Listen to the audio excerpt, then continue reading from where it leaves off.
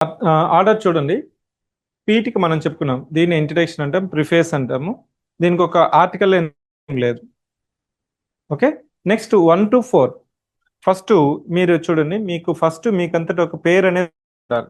మన భారత రాజ్యాంగం ఇన్ని అధికారులు ఉన్నాయి, ప్రాథమిక హక్కులు, ప్రాథమిక విధులు, ఆదేశిక సూత్రాలు, ఏదైనా చెప్పుకునే ముందు ఫస్ట్ భారతదేశం అంటే ఏంటి, భారతదేశం ఏ భూభాగం అనేది ఫస్ట్ చెప్తాం. లాజికల్ ఆర్డర్లో ఉంటుంది. ఇక్కడ మీకు పార్టులు చూసినా కానీ ఈ మీకు చాప్టర్ ఎట్లయితే లాజికల్ ఆర్డర్లో ఉంటుందో ఇక్కడ కూడా వివిధ పార్ట్లు అనేది ఒక లాజికల్ ఆర్డర్లో ఉంటుంది.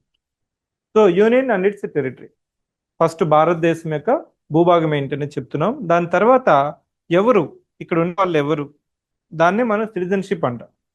ఫస్ట్ టెరిటరీ చెప్తున్నాం, ఆ టెరిటరీలో ఎవరు, పౌరసత్వం ఏంటి అనేది చెప్తున్నాం. 1 to 4, 5 to 11 చెప్పిన తర్వాత, ఫస్ట్ మనం చెప్పిన తర్వాత ప్రభుత్వం గురించి మాట్లాడట్లేదు. ఇక్కడున్న ఒక దేశము, ఆ దేశంలో నివసిస్తున్న పౌరులు, ఆ పౌరులకి కావాల్సిన ప్రాథమిక హక్కులు. మూడవ పార్ట్ 1, 2, 3 అయిపోయింది. సో దేశము, దేశంలో ఉన్న పౌరులు, పౌరులు అంటే పౌరసత్వం, పౌరసత్వం చెప్పిన తర్వాత వీళ్ళకి ఎలాంటి హక్కులు ఉన్నాయి. మూడో భాగంలో 12 to 35 articles, 1 to 4, 5 to 11, 12 to 35. Next 36 to 51. ఈ ప్రభుత్వం, సో ప్రభుత్వానికి ఆదేశిక సూత్రాలు, ఎట్లయితే మనం పౌరులకి ప్రాథమిక హక్కులు చెప్తున్నామో అదేవిధంగా రాజ్యాంగమే చెప్తుంది. ప్రభుత్వాలు ఉన్నాయి, ప్రభుత్వాలు కొన్ని అంశాలను మీరు కంపల్సరీ అమలు చేయాలి అని రాజ్యాంగంలోనే ఆదేశిక సూత్రాలని చెప్పింది. వీటిని మనం రాష్ట్ర విధాన నిర్దేశక సూత్రాలు లేదా ఆదేశిక సూత్రాలని కూడా అంటుంటాం.